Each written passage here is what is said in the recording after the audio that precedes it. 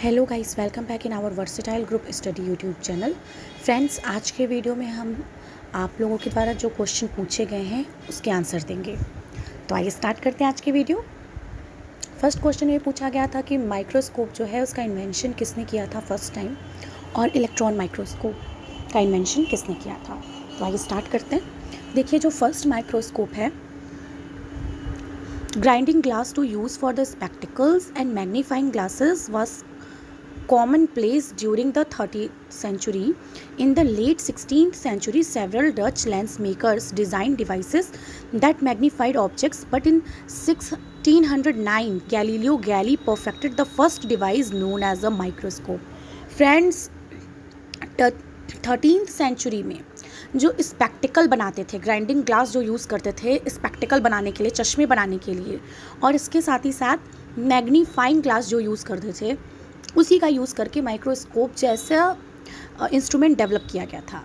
लेकिन 16th century में बहुत सारे जो डच थे, लेंस मेकर थे, उन्होंने एक मैग्नीफाइड ऑब्जेक्ट बनाया, डिज़ाइन की एक डिवाइस, और बाद में 609 में गैलीलियो गैली ने जो है एक परफेक्ट फर्स्ट डिवाइस बनाई जिसको हम लोग माइक्रोस्कोप के नाम से जानते हैं।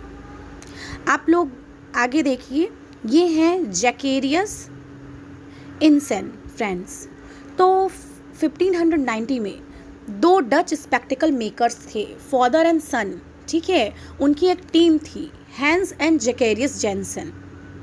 तो उन्होंने फर्स्ट माइक्रोस्कोप क्रिएट किया। इसको आप लोग फिगर में भी फ्रेंड्स देख सकते हैं। Dutch spectacle makers Zacharias Janssen and Hans Lippershey are noted as the first man to develop the concept of the compound microscope. तो ये जो जैकेरियस जेनसन थे और हैंस लिफर्ली थे, इनको फर्स्ट मैन कहा जाता है कि इन्होंने कंपाउंड माइक्रोस्कोप का कॉन्सेप्ट डेवलप किया।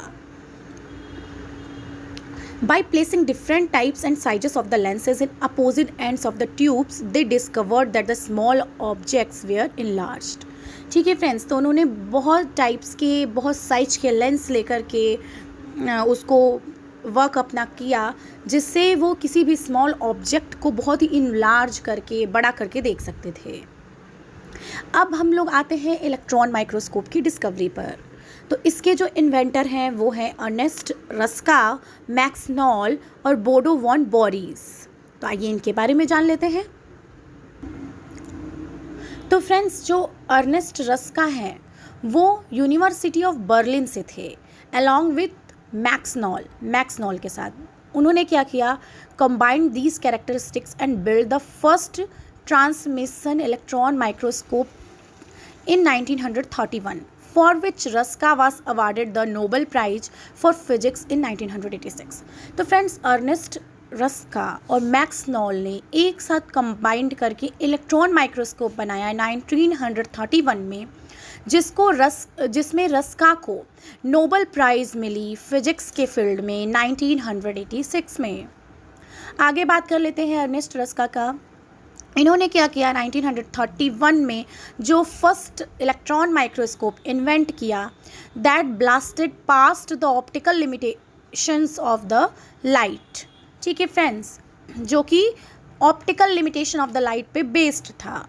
And physics dictates that light microscopes are limited by the physics of the light to 500 x or 1000x magnification and a resolution of 0.2 micrometres, जिसका लाइट का magnification था 500x और 1000x, और इसका resolution था 0.2 micrometres.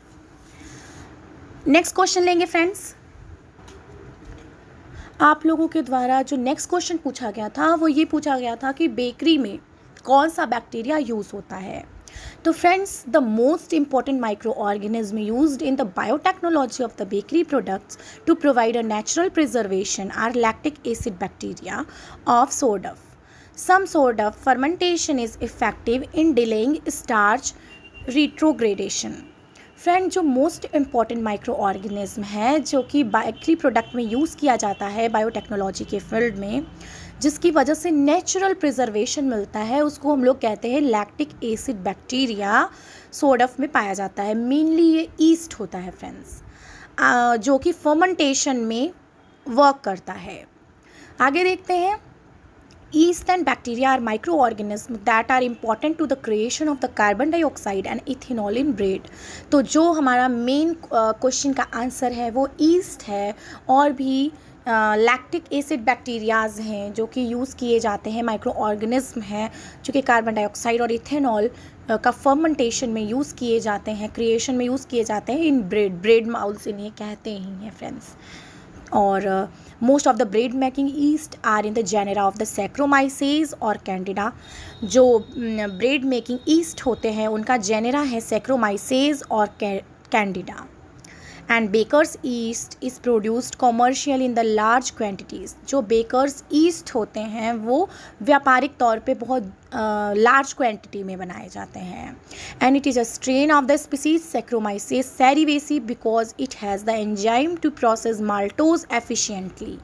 और इसके साथ ही साथ इनमें स्ट्रेन पाया जाता है सैक्रोमाइसेस सेरिवेसी का, और ये एंजाइम माल्टोज जो है वो उसके प्रोसेस में हेल्प करते हैं। एंड लास्ट वन क्वेश्चन आज का डिस्कस करेंगे, आप लोगों के द्वारा पूछा गया है कि मेलपिगियन ट्यूब्यूल्स क्या है। तो फ्रेंड्स आप लोग ये फिगर में देख रहे हैं मेलपिगियन ट्यूब्यूल्स, ये मिड गट है, ये हाइंड गट है, ये मेलपिगियन ट्यूब्यूल्स है, हीमोलिम्फ है, एक्सक्रीशन में मेनली ये यूज़ किया जाता है। तो आइए इसको डिस्कस कर लेते हैं। Malpighian tubules have as their main function the regulation and the control of the haemolymph composition in the volume. जो मेलपिगियन ट्यूब्यूल है इसका मेन फंक्शन है कि वो क्या करता है, रेगुलेशन करता है, रेगुलेट करता है और कंट्रोल करता है किसको, हीमोलिम्फ को, एंड उसके कंपोजिशन को और उसके वॉल्यूम को। In carry out this function it turns out that they respond in appropriate ways to change in hemolymph composition and not only as directed by the circulating hormones but as autonomously। तो friends इसका main function जो है वो haemolymph के composition में change लाना है।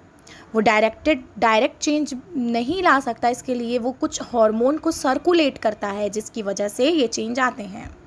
इसके अलावा और देख लेते हैं, the Malpighian tubule system is a type of the excretory and osmoregulatory system found in the some insect myriapods and tardigrades. ठीक है फ्रेंड्स, तो मेलपिगियन ट्यूब्यूल्स जो होता है, मेलपिगियन ट्यूब्यूल्स ये जो होता है वो एक तरह का एक्सक्रीटरी और ऑस्मोरेगुलेटरी system.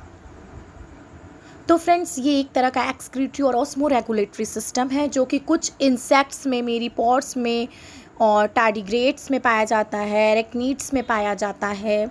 And the system consist of the branching tubules extending from the alimentary canal that absorb solutes water and waste from the surrounding haemolymph.